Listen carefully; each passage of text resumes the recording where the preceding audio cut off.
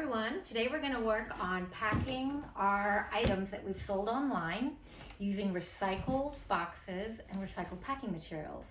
And at the same time, I think we can do a good enough job that we can actually increase our positive feedback from our customers. So I wanted to walk through some of the steps that I take when I'm preparing to use recycled packaging for my online sales. So I found that if you use just any recycled box, not necessarily going to be a good idea. Let's say I use this to ship my product out.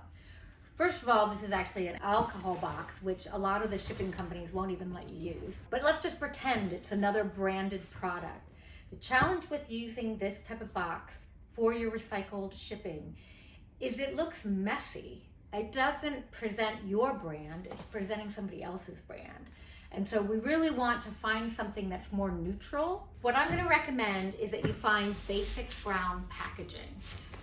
There's all kinds of places that you can find this type of material. Obviously, if you're ordering online, some of the products that you might buy might come in boxes like this. Likewise, on recycling day, you might find these boxes. You can speak to your neighbors, see if they'll save some for you. There are so many of these boxes. Small independent retailers are a great place to find these boxes because they're receiving shipments. So I recommend establishing relationships with other small independent retailers to find some of these really good quality boxes. You're going to want to look for double-walled boxes. Double-walled boxes have two walls of paper, the cardboard paper put together, and that makes for a really strong box.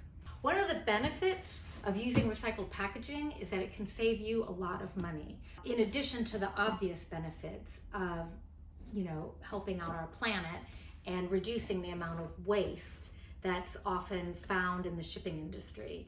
So there's a lot of reasons that using this recycled packaging is beneficial, but at the same time, you kind of have to make some amendments to achieve the best possible result. One of the things is you'll often find existing stickers. There's always going to be stickers on these boxes. And I have found that if you find a box and it's literally just been shipped, say you get it in the mail within the next 24 to 48 hours, you should be able to remove these stickers very easily. And it's just a matter of working your way around the sticker. And off it comes. These bigger stickers, if it hasn't been too long, they will literally just peel right off. Now you might find a situation where the packaging begins to get stuck. What I recommend you do is you're pulling it off, and if you're beginning to lose some of your box, stop and then begin taking it from the other side, okay? So as you're working those stickers off, you want to remove them in the direction that you have the most ease, and eventually your sticker's gone. Great. You have a pretty sticker-free box now, and it'll be ready for your packaging information.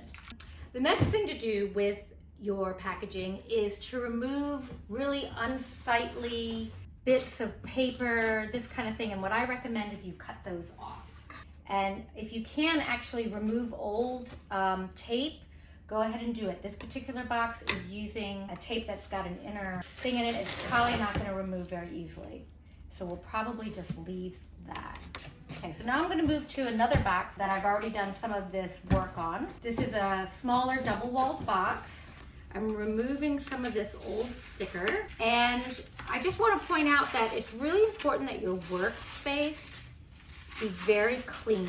You don't want anything like pet hair, small dirt, sand, dust bunnies, anything like that. You don't want anything like this to get into your packaging, because if your customer opens up your beautiful product in a messy, dirty box that's got like cat hair or dog hair on it, they are going to be so grossed out, they are never going to buy from you again. Even if you have to vacuum the inside of the box, if it's the right box. A few things about tape. I love using brown tape on brown boxes. It just looks neater and cleaner. Clear tape on white boxes or in areas where you don't have to worry about hiding another company's advertising from their branding on the original box use. So we're gonna cut this tape. If I cut this, it will look smoother and nicer than if I just ripped it. Let's work on getting our object ready.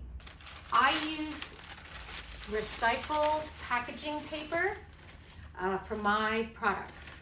You can get this through Facebook Marketplace or Craigslist. When people move and they've used professional packing companies, they will have all this extra white paper left over, and you can get it for free online. All right, so we've got our recycled paper. It's clean, there's no marks on it, it's not dirty, there's no dust.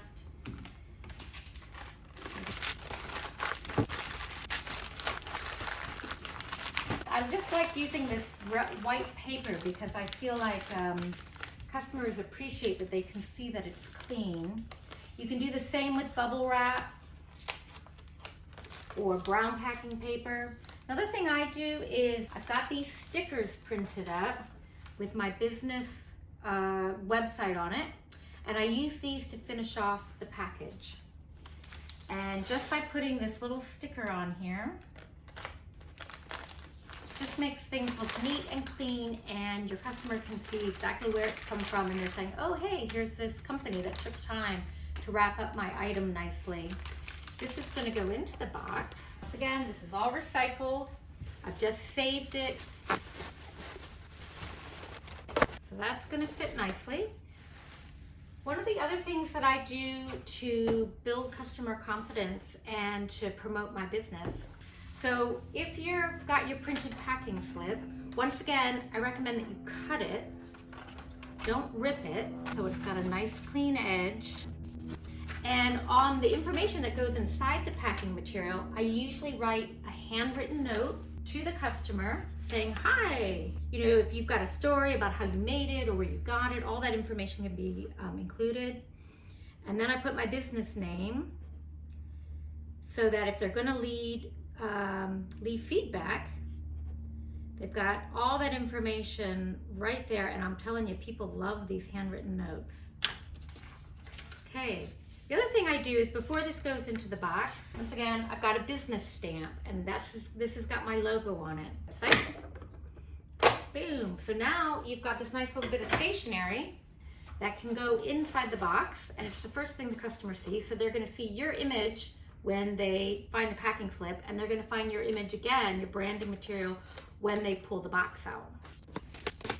But another thing I'm going to recommend, that if you're using if you're packing fragile items, you're going to want to put on some fragile stickers. Some people have asked me, does this really work? Does the post office or the shipping agency really treat your box more carefully if you use these stickers? And I will be honest and say, I have no idea. But what it does do is it's told your customer that you have done everything you can to make sure your product is getting to them safely. Last but not least, I'll just tell you about this. You can easily buy these online, or make your own. These are little stickers on it that say, we use recycled packaging, just so that they understand that they're receiving a box that's in recycled materials. And it just helps them understand, oh, I understand why I'm getting a box that looks like this as opposed to something else. Customer label will go on top. And now this box is ready to go out and be shipped. So once again, this is an example of how you can use recycled material, promote your branding, and have a very clean, professional looking box go out to your customer to let them know that you're interested in protecting the planet, using resources wisely, but also making sure that their product is getting to them safely. So there you go. That's it. Thanks very much.